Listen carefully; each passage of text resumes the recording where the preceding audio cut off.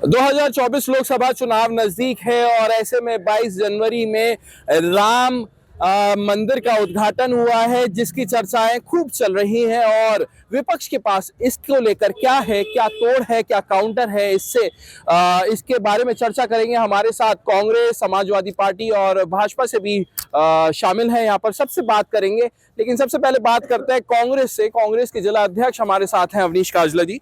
काजला जी, किस तरीके से इस चुनाव को आप देख रहे हैं? राम मंदिर का उद्घाटन हो चुका है, किस तरीके से इसको काउंटर करेंगे? क्योंकि जनता कल तक तो राम राज, राम काज ये सब करते हुए नजर आ रही थी, लेकिन अब कुछ जनता ऐसी हो गई है जो कह रहे हैं कि मोदी है, मोदी है, मोदी है, मोदी ने करवा दिया उद्घाटन। देखिए, मोदी ने उद्घाटन करा दिया, फिर सुप्रीम कोर्ट ने क्या किया? मंदिर बनाया किसने? इस देश की जनता ने सुप्रीम कोर्ट के निर्णय को माना। और ऐसा कोई एक व्यक्ति आप मुझे दिखाओ इस हिंदुस्तान के अंदर। जनता क्या है, जनता से कुछ लोगों से हमने भी बात करी तो वो कह रहे हैं कि प्रयास किसका रहा? प्रयास तो भाजपा सरकार का रहा ना। अगर भाजपा का इतना प्रयास रहा तो 9 साल इनकी सरकार रही, तो ये इतने अध्यादेश ये लाए हैं। एक अध्यादेश मंदिर के नाम का आ सकता था, क्यों नहीं आया?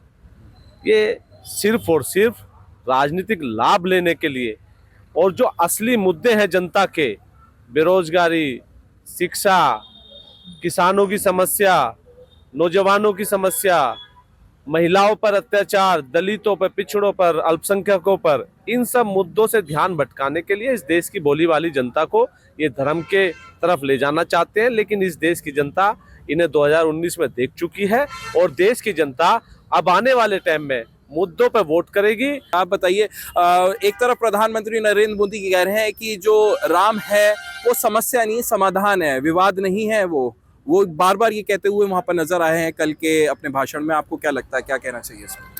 मुझे ये लगता है ये जो चुनाव है 24वां आ रहा है, राम जी के मुद्दे को लेकर मोदी जी से मुद्दा बनाए हुए हैं, चुनाव के लिए हथकंडे बनाए हुए हैं।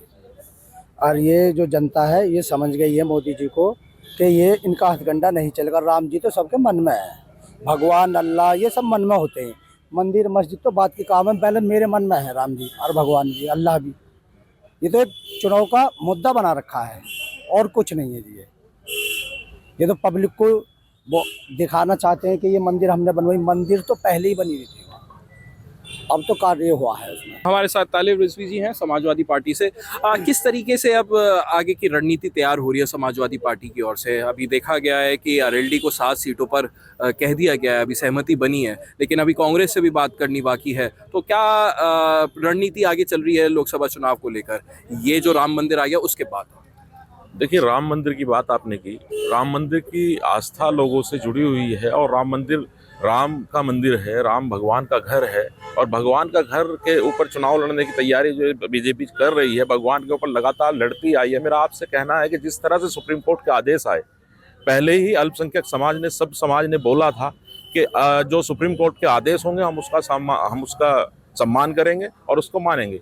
अल्पसंख्यक लोगों की आस्था को समझते हुए अल्पसंख्यक समाज ने, तमाम लोगों ने सुप्रीम कोर्ट के आदेश को सम्मान दिया और उसको माना। शांतिपूर्वक सब चीजें निपटी। और आप ये देखिएगा जिस तरह से इन्होंने, सुप्रीम कोर्ट का आदेश था, ना कि बीजेपी का, ना कि बीजेपी ने मंदिर बनाया। मंदिर अगर किसी ने बनाया है तो सुप्रीम कोर्ट के आदेश से मंदिर बना है, मंदिर की स्थापना हुई है। क्या मुद्दे रहने वाले समाजवादी पार्टी के, आपको क्या लगता है?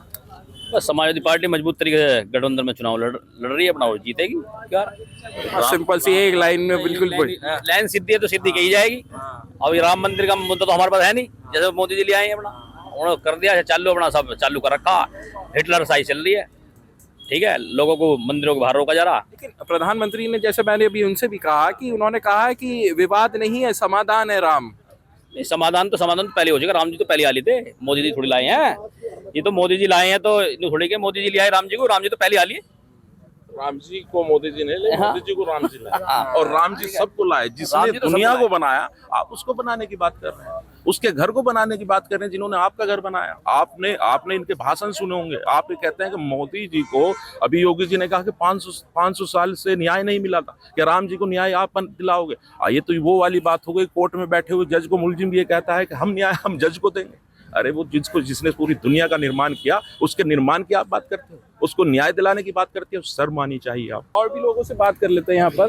आप क्या कहना चाहते हैं इसको लेकर? ये 2024 का लोकसभा चुनाव नज़दीक है, किस तरीके से तैयारी चल रही है आपकी पार्टी के द्वारा, और क्या ये मुद्दा 1000 साल की जैसे कि बात करी थी, उन्होंने भाषण दिया था तो अपने स्टेज पे कहा था कि 1000 साल तक ये याद रखा जाएगा, तो आपको क्या लगता है 1000 साल तक जनता भूल पाएगी या चलता रहेगा इसी? देखिए, राम मुद्दा नहीं हो सकता। पहली तो बात, राम हमारी आस्था का प्रतीक है, राम आस्था केंद्र है। पहले जब लोग देखते थे, पहले राजनीति का धर्म होता था, आज लोग क्या चल रहा है, आज धर्म की राजनीति चल रही है।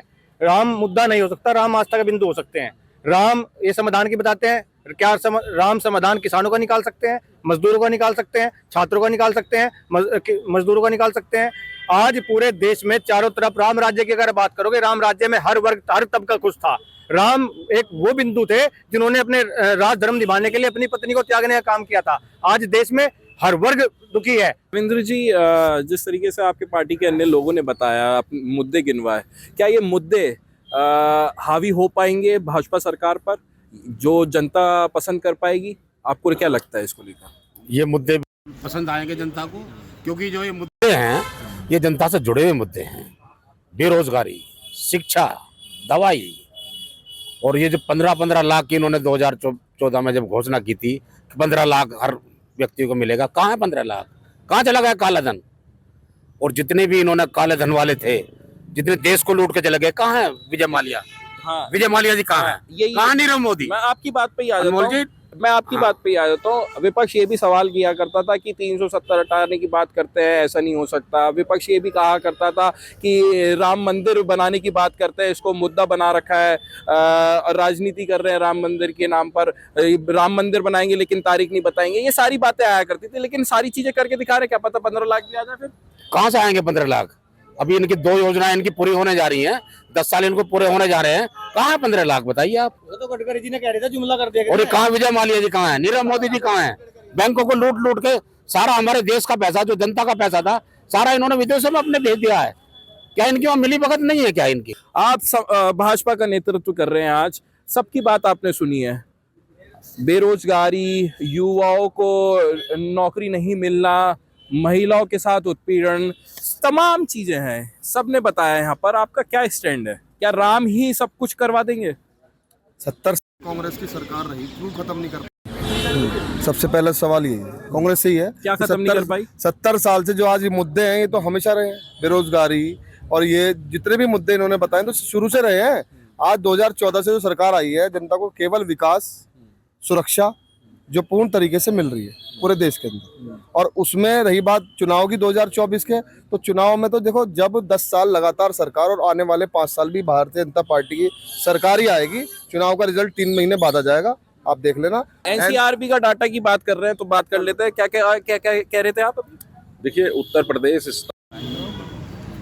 अगर एनसीआरबी का डाटा देखेंगे तो नंबर 1 पर है। दूसरी चीज ये है कि आप बोला कि आप क्यों नहीं गए निमंत्रण?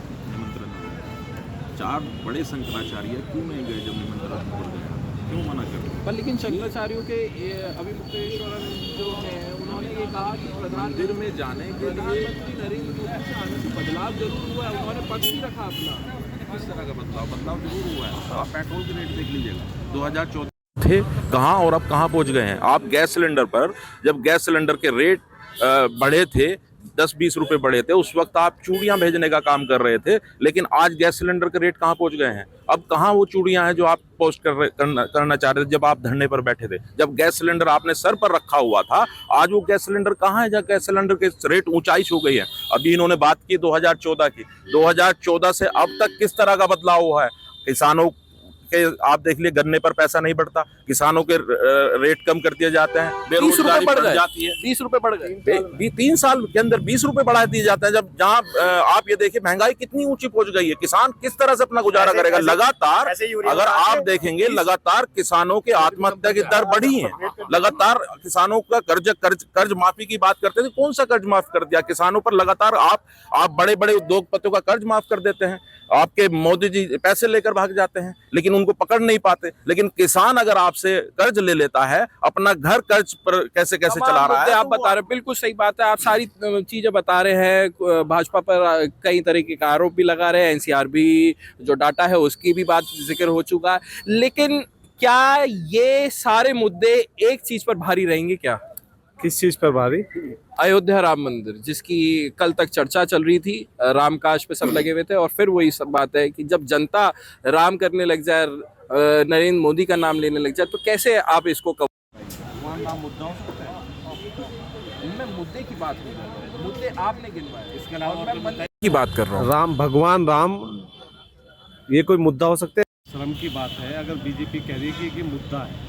नहीं, बीजेपी नहीं कह रही है, बिल्कुल कह रही है। बीजेपी के कार्यकर्ता ने भी कहा मुद्दा बना। देखिए आप मेरी बात समझ। आडवाणी जी क्यों नहीं गए? देश के राष्ट्रपति आदिवासी महिला इसलिए नहीं उन लोगों ने इन्हें आने दिया, मोदी जी ने। क्यों नहीं आई राष्ट्रपति वहां? क्यों न आने से रोका गया? राजनाथ सिंह को क्यों रोका गया? को क्यों रोका गया? केवल एक वन मैन आदमी, ये दिखाने के लिए कि अगर वो आ जाते, राष्ट्रपति वहां पहुंच जाते, तो उनको प्रोटोकॉल में कमी आ जाती। आपको समझना पड़ेगा, हमारे 15 तारीख में पूरे प्रदेश के नेता राम जी के दर्शन के लिए गए थे, और ये आस्था ये कोई तय नहीं करता। जब पहले भगवान राम वनवास काटकर जब अयोध्या में आए थे, तो प्रजा पलके बिछाकर सड़कों पर थी, वहां किसी को निमंत्रण नहीं दिया गया था, वीवीआईपी एंट्री नहीं थी। ये देश की जनता तय करेंगी, भगवान राम की प्राण प्रतिष्ठा में ये आएंगे, ये नहीं आएंगे। और कल घरों में कैद कर रखे थे। इससे बड़ी शर्म की बात नहीं हो सकती कि आस्था से जुड़े हुए लोग, जिनके मन में इच्छा थी, ये वीवीआईपी हो गए। बहुत बहुत शुक्रिया बात करने के लिए। तो ये थे हमारे साथ पक्ष और विपक्ष के कुछ नेता पदाधिकारी जो अपनी अपनी बातें यहाँ पर रख रहे हैं, और आरोप और प्रति आरोप का दौर लगातार जारी है। कोई भाजपा पर आरोप लगा रहा है तो भाजपा कांग्रेस और समाजवादी पार्टी पर आरोप लगाते हुए नजर आ रही है। अनमोल शर्मा, TV9 उत्तर प्रदेश, मेरठ।